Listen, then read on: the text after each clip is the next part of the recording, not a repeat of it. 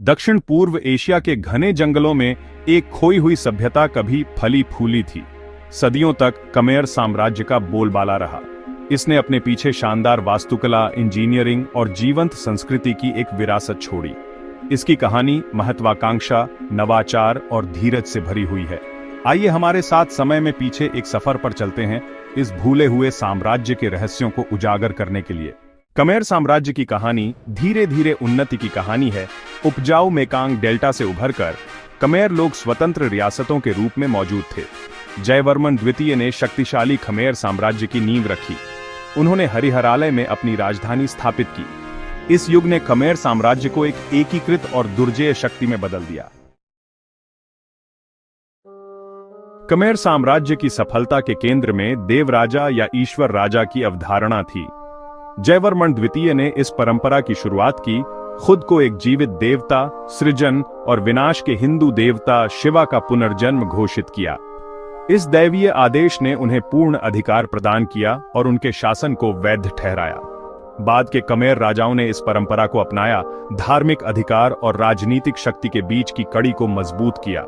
Angkor के God किंगों ने अपनी विशाल शक्ति का उपयोग विस्मयकारी मंदिरों और स्मारकों को बनाने के लिए किया। ये संरचनाएं न केवल धार्मिक केंद्रों के रूप में, बल्कि राजा के अधिकार और साम्राज्य की ऋचि के प्रतीक के रूप में भी काम करती थीं।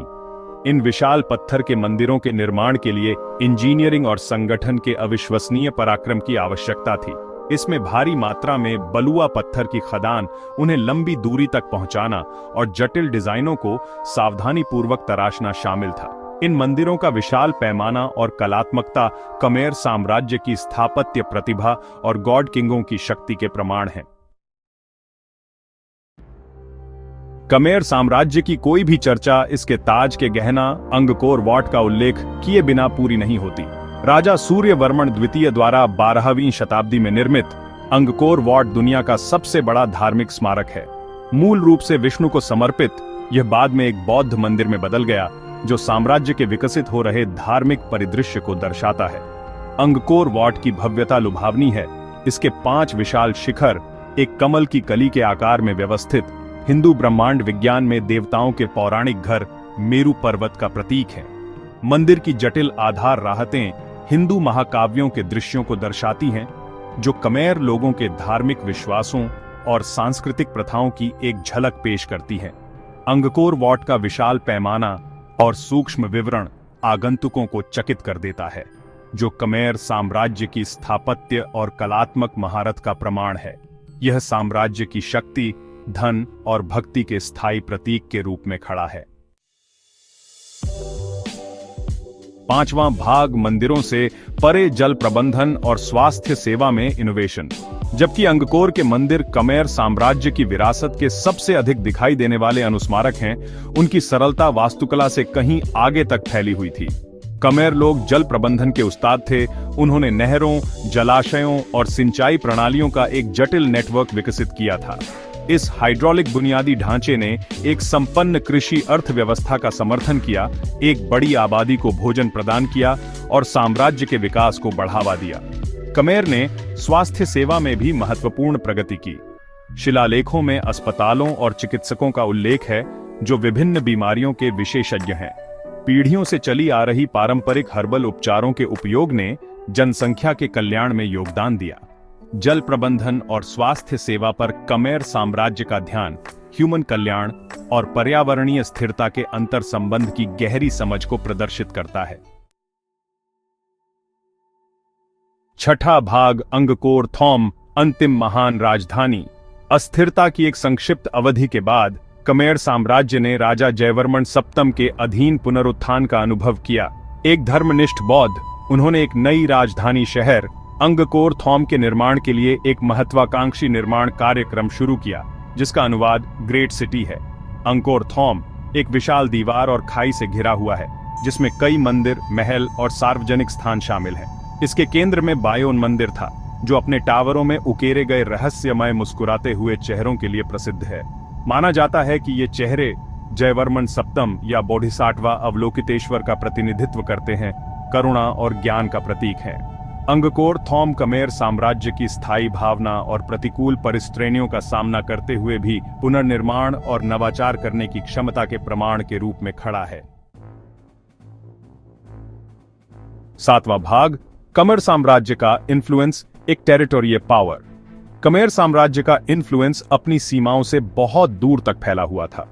दक्षिण ईस्ट एशिया में एक प्रमुख शक्ति के रूप में इसने ईस्ट और पश्चिम को जोड़ने वाले टेरिटोरियल व्यापार नेटवर्क में महत्वपूर्ण भूमिका निभाई। भारत, चीन और इस्लामी दुनिया के ट्रेडी अंगकोर में आते थे, माल, विचारों और सांस्कृतिक प्रथाओं का आदान प्रदान करते थे। खमेर साम्राज्य का इन्फ्लुएंस पड़ोसी राज्यों की कला, वास्तुकला और धार्मिक प्रथाओं में स्पष्ट है। दक्षिण इंडियाई स्क्रिप्टों से ली गई खमेर लिपि पूरे क्षेत्र में फैल गई, जिससे थाईलैंड और लाओस में लेखन प्रणालियों का विकास हुआ। मंदिर वास्तुकला की खमेर शैली अपने विशाल टावरों और जटिल नक्काशी के साथ ने पड़ोसी देशों में समान संरचनाओं को प्रेरित किया। खमेर साम्राज्य की विरासत दक्षिण ईस्ट एशिया के सांस्कृतिक ताने बाने के साथ गहराई से जुड़ी हुई है। 8वां भाग, पतन के बीज, आंतरिक संघर्ष और बाहरी दबाव।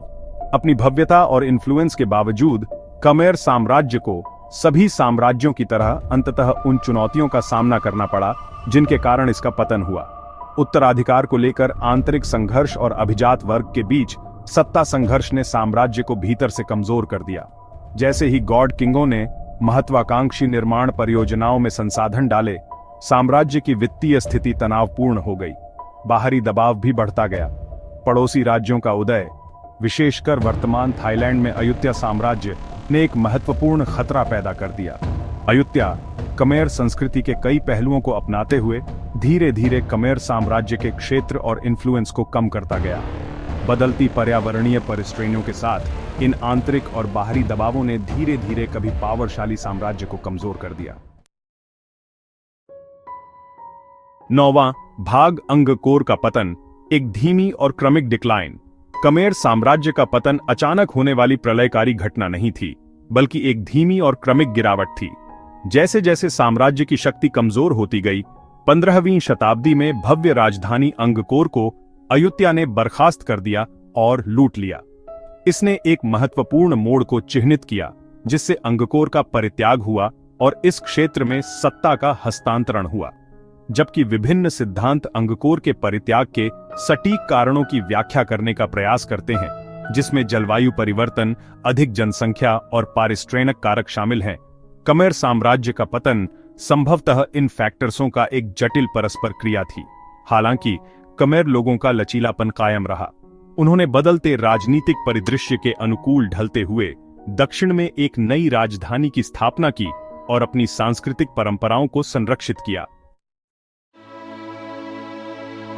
10वां भाग, अंगकोर की विरासत, आधुनिक कंबोडिया में गूंज। खमेर साम्राज्य की विरासत आधुनिक कंबोडिया की पहचान के साथ गहराई से जुड़ी हुई है। 19वीं शताब्दी में फिर से खोजा गया अंगकोर राष्ट्रीय प्राइड के एक पावरशाली प्रतीक के रूप में खड़ा है, जो कैम्बोडियाई लोगों को उनके गौरवशाली अतीत की याद दिलाता है। अंगकोर वॉट की प्रतिष्ठित छवि कैम्बोडियाई ध्वज की शोभा बढ़ाती है, जो इसके स्थायी सिग्निफिकेंस का प्रमाण है।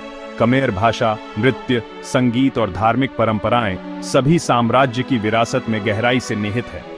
प्राचीन खमेर परंपराएं आधुनिक कंबोडिया में फल फूल रही हैं, जो पीढ़ियों से चली आ रही हैं। यह सुनिश्चित करती हैं कि अंगकोर की भावना जीवित रहे। प्रतिकूल परिस्थितियों का सामना करते हुए अपनी सांस्कृतिक विरासत को संरक्षित करने की खमेर लोगों की क्षमता उनके लचीलेपन और परंपरा की स्थायी शक्ति का प्रमाण है। 11वां भाग, अंगकोर को फिर से खोजना, अन्वेषण का आह्वान। खमेर साम्राज्य की कहानी एक अनुस्मारक है कि सबसे शानदार सिविलाइजेशनें भी समय के थपेड़ों से अछूती नहीं है। फिर भी अंगकोर के खंडहर खमेर लोगों की सरलता, कलात्मकता और स्थायी भावना के पावरशाली प्रमाण के रूप में कार्य करते हैं। जैसे ही हम अंगकोर वॉट की भव्यता या बायोन की रहस्यमय मुस्कान पर अचंभा करते हैं, हमें समय में वापस ले जाया जाता है। एक खोई हुई दुनिया की एक झलक मिलती है। खमेर साम्राज्य की कहानी अन्वेषण का आह्वान है, जो हमें इतिहास में गहराई से उतरने और ह्यूमन सभ्यता के छिपे हुए रत्नों को उजागर करने के लिए आमंत्रित करती है। यह एक अनुस्मारक है कि सीखने के लिए हमेशा कुछ न कुछ होता है, खोज करने के लिए और ह्यूमन इतिहास के समृद्ध ताने बाने की सराहना करने के लिए। तो आइए हम तलाश करते रहें, सवाल करते रहें और अपनी दुनिया के अजूबों को देखते रहें, भूत और वर्तमान दोनों में।